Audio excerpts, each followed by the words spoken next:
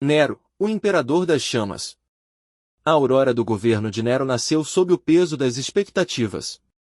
Em 15 de dezembro do ano 37 d.C. ele veio ao mundo como Lúcio Domício Enobarbo, filho de Agripina, uma mulher ambiciosa e estrategista habilidosa. Descendente da dinastia Júlio-Claudiana, ele carregava desde cedo o peso de um legado imperial. Aos 16 anos, após uma série de intrigas e alianças forjadas por sua mãe, Nero foi adotado pelo imperador Cláudio, tornando-se herdeiro do trono. Pouco depois, Cláudio morreu em circunstâncias misteriosas, possivelmente envenenado por Agripina. Assim, em 54 d.C., Nero ascendeu ao poder como o quinto imperador de Roma. Os primeiros anos, promessas e harmonia. Nos primeiros anos de seu governo, Nero era visto como um governante promissor. Guiado por seus conselheiros, o filósofo Sêneca e o prefeito do Pretório Burro, ele mostrou inclinação por reformas sociais, justiça e artes. Contudo, essa fase de equilíbrio durou pouco. A ambição de Agripina começou a conflitar com o desejo de Nero de governar por si mesmo. Ele, ressentido com o controle de sua mãe, mandou assassiná-la em 59 d.C., um ato que marcaria a transição para sua tirania. O declínio na sombra do poder. À medida que Nero consolidava sua autoridade, ele mergulhou cada vez mais nos prazeres e nos excessos. Amante da música, teatro e poesia, ele frequentemente se apresentava como artista, um comportamento considerado indigno para um imperador. Ao mesmo tempo, ele mostrou pouca paciência para adversários, reais ou imaginários, ordenando a execução de muitos senadores e membros de sua própria família.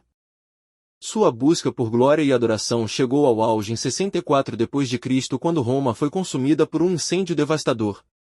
Apesar de ele ter mobilizado recursos para ajudar as vítimas, rumores de que Nero havia iniciado o incêndio para abrir espaço para seu ambicioso projeto, a Domus Aurea, começaram a se espalhar. A famosa história de que Nero tocou o liro enquanto Roma ardia cimentou sua reputação como um governante cruel e insensível, embora muitos historiadores modernos questionem a veracidade desse relato. Para desviar a atenção das acusações, Nero culpou os cristãos, iniciando uma violenta perseguição contra eles. Esse episódio marcou o início de uma relação tensa entre o Império Romano e a nova religião. Queda e morte. À medida que seu governo prosseguia, revoltas começaram a eclodir em várias províncias, enquanto generais como Galba desafiaram sua autoridade. Em 68 d.C., pressionado por uma revolta militar e abandonado por seus aliados, Nero fugiu de Roma. Incapaz de enfrentar a humilhação de ser capturado, ele tirou a própria vida em 9 de junho de 68 d.C. aos 30 anos. Legado. Nero deixou um legado ambíguo. Para alguns, ele foi um governante tirânico, cuja busca por poder e prazer trouxe causa ao Império Romano.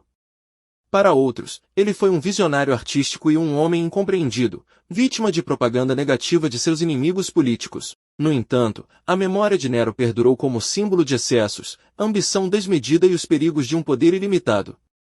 Mesmo após sua morte, rumores de que ele estava vivo e que retornaria para reclamar o trono continuaram a circular, alimentando a lenda de um dos imperadores mais polêmicos da história de Roma.